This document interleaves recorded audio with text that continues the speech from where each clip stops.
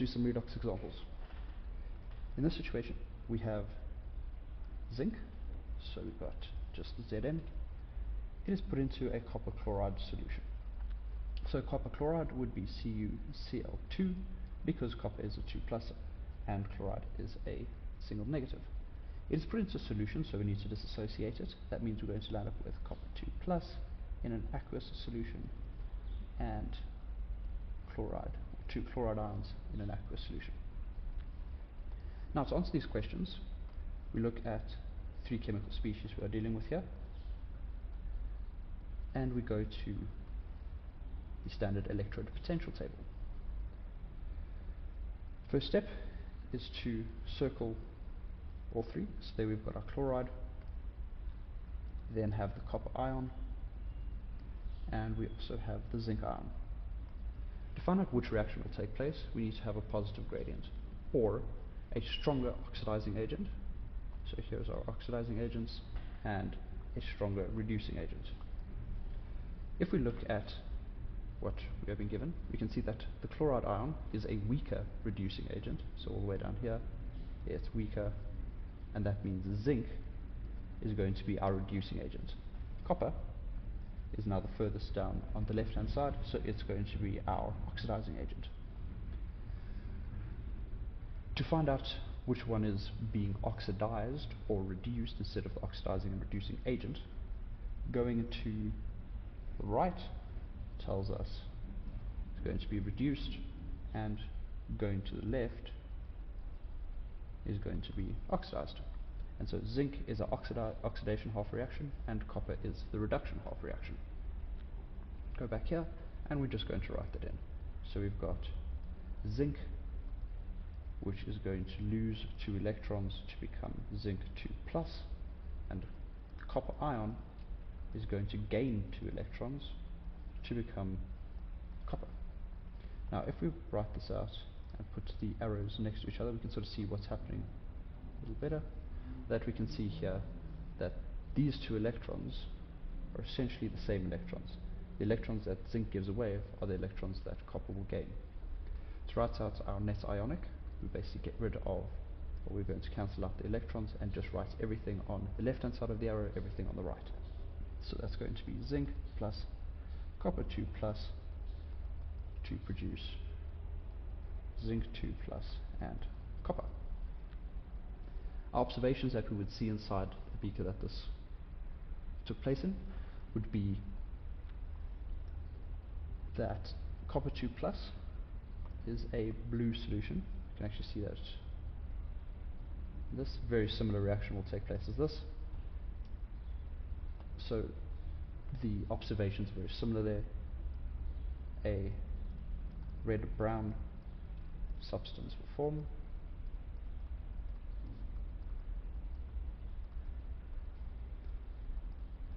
The solution that was blue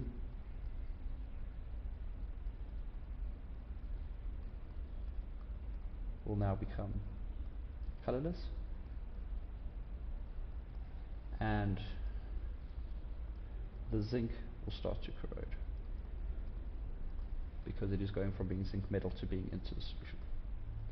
Right, so oxidizing agent there was then our copper 2 plus ion because it was the stronger oxidizing agent. The reducing agent is our zinc, and in this whole thing, chloride just sits around and does nothing and spectates. For the next one, we then have copper. In this case it's just normal copper, and it is put into our iron 3 chloride solution. So iron 3 means we're going to have Fe. It is the 3 plus ion, so that means we're going to need 3 chlorides, and it results in forming iron.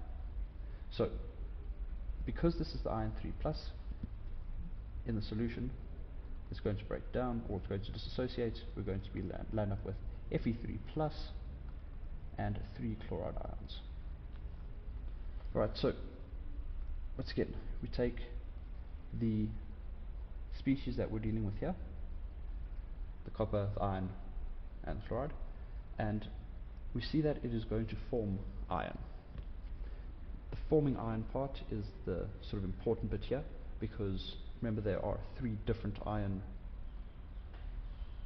half reactions on this table, and depending on what we form, it does matter. Just get rid of what we had. Right, so the 3 species we were dealing with. We had our chloride, the copper metal. Now if we look at the 3 ions, we've got Fe3 plus to ion over there. We also have the Fe3 plus to Fe2 plus, as well as the Fe2 plus to ion. In this case, we're starting with the 3 plus ion, and we need to form normal ion. So we're not using that half reaction, we're not using that half reaction, and so the Fe3 plus here. But we were given Fe3 plus, and so if we look at all 3 of these, we can see that we have a weaker oxidizing agent with a weaker reducing agent and an even weaker reducing agent. And so this tells us then no reaction will take place.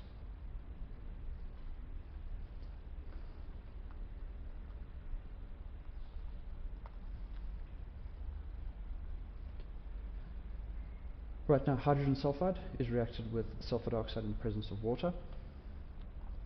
For the purpose of this video, I'm not going to do this one because it is written out over there. So for the memo, just go check that. But yeah, just want to keep it a bit shorter so you don't end up taking forever to do the video. So let's look at the hydrogen peroxide. So whenever we see peroxide, we're generally talking about hydrogen peroxide, which is H2O2. It is added to a solution of potassium permanganate. So potassium K permanganate is MnO4. Once again, we have a solution, so we need to split this into its ions. We know that permanganate is a polyatomic ion, so we're going to have K plus MnO4 single negative charge. Alright, our 3 species: hydrogen peroxide, potassium, permanganate. Go to the SEP table. Let's get rid of what we've got quickly. What we had.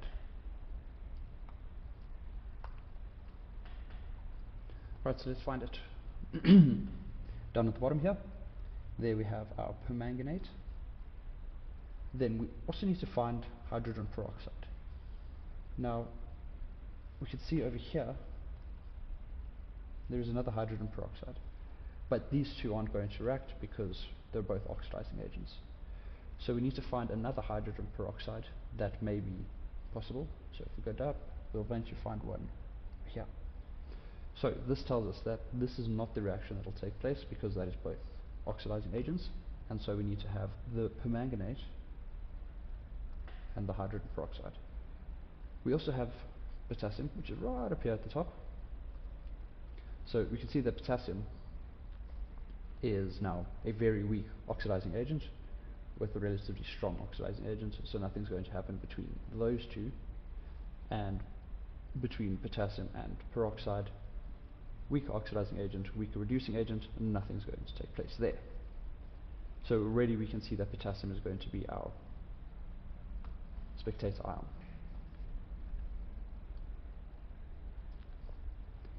Alright, so our oxidizing agent, the reaction going to the left on the table, is hydrogen peroxide, H2O2, which forms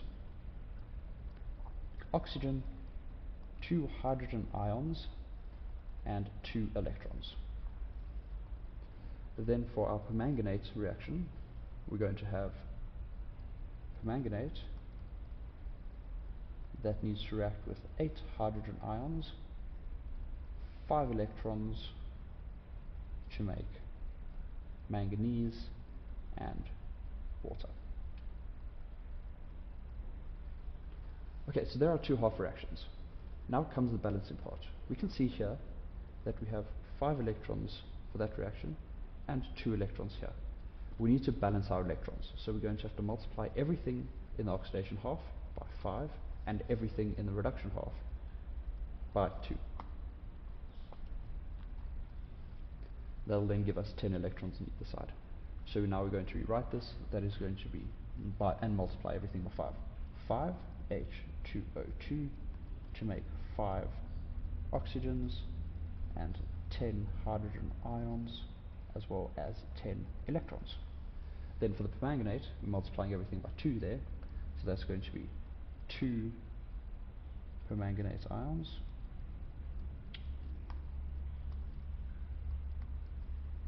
plus 8 hydrogen ions and 5 electrons to make,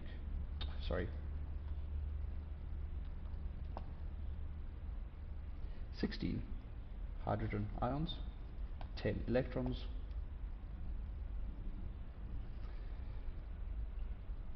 2 manganese ions and 8 water molecules. Alright, so we're going to take everything on the left, everything on the right, add it all together and write that on your equation. This is going to then be 5H2O2 plus 2 permanganates plus. Now this is where we get to our cancelling. We can see here that we have 10 hydrogen ions, so we can cancel that out. In the permanganate reaction, we have 16 hydrogen ions. So if we cancel out 10 over there, we can also cancel out 10 of these, meaning we're left with 6 hydrogen ions. So we write that in, 6 hydrogen ions. Our electrons can be cancelled. We're left with 5 oxygens, 2 manganese, and 8 water molecules.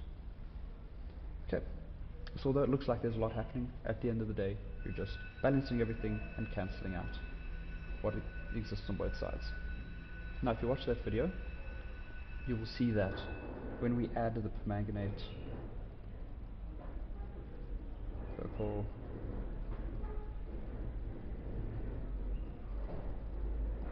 potassium permanganate, solution turns clear when added.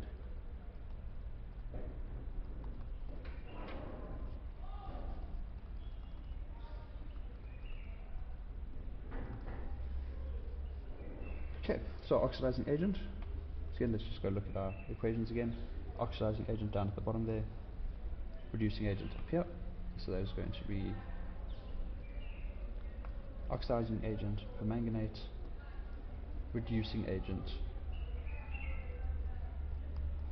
peroxide, and if we look here, we can see potassium did absolutely nothing there, it just spectated. Right, copper turnings. So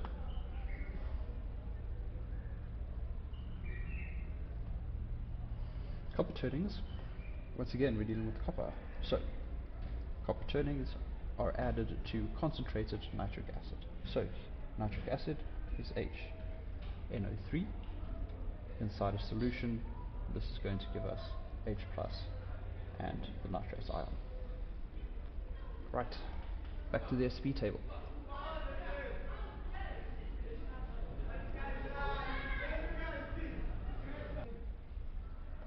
Right, so we've got our copper.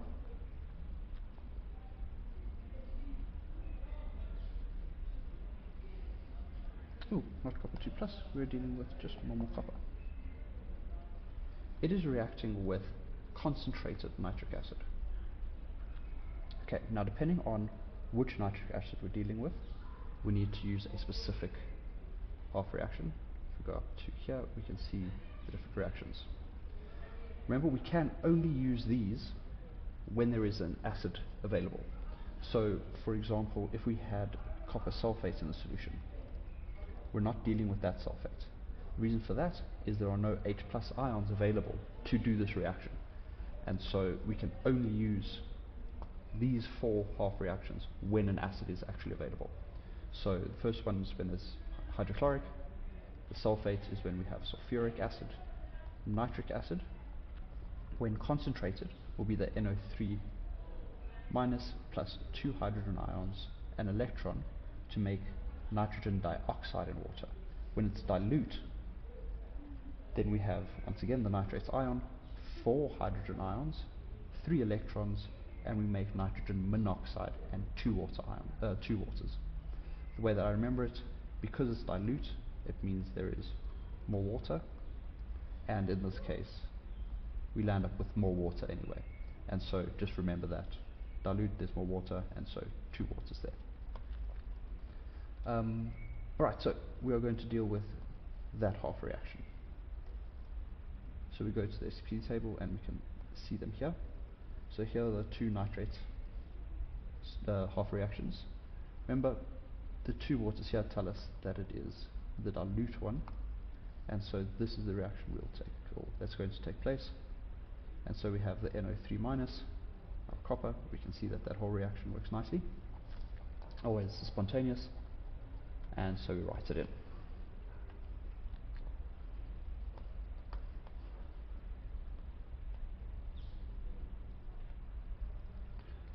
So oxidation half reaction. That's going to be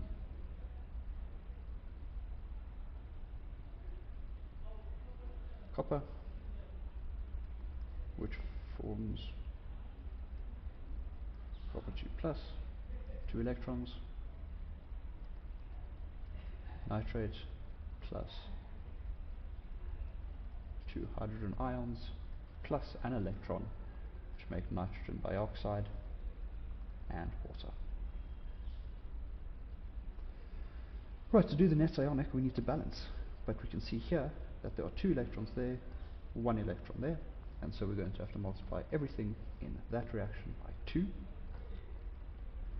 This means that we'll have 2 nitrate plus 4 hydrogen plus ions plus 2 electrons to make 2 nitrate ions plus 2 water molecules.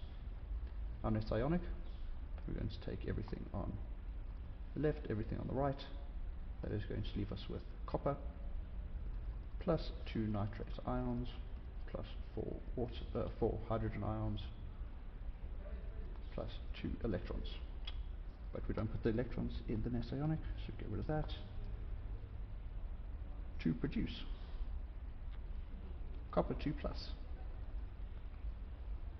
2 nitrate ions, 2 nitrogen dioxides and 2 waters. This means our observations will be the clear nitric acid will turn blue,